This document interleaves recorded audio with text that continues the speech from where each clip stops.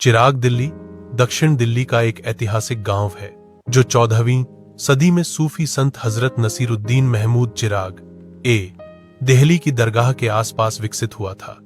वे एक सम्मानित आध्यात्मिक व्यक्ति और निजामुद्दीन औलिया के उत्तराधिकारी थे।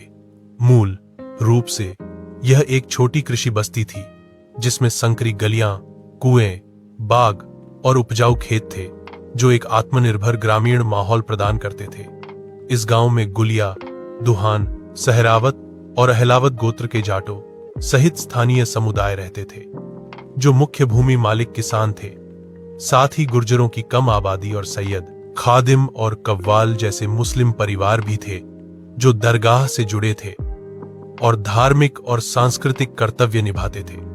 उनका साथ देने के लिए विभिन्न कारीगर और सेवा समूह थे जिनमें कुम्हार, नाई, बढ़ई, धोबी और बुनकर शामिल थे।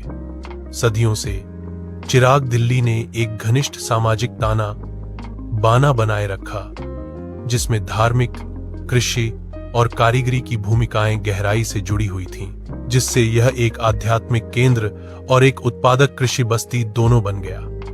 1950 के दशक से तेजी से शहरीकरण ने इस क्षेत्र को बदल दिया क्योंकि मालवीय नगर, ग्रेटर कैलाश, शेख सराय और पास के इलाकों जैसे कालकाजी, पंपोश एनक्लेव और चिराग एनक्लेव जैसी नियोजित कॉलोनियों में बदल दिया गया। पारंपरिक कृषि में गिरावट आई, घरों का ऊर्ध्वाधर विस्तार हुआ और दिल्ली और पूरे भारत से प्रवासी गांवों में बस गए, जिससे एक विविध और गतिशील आबादी बनी।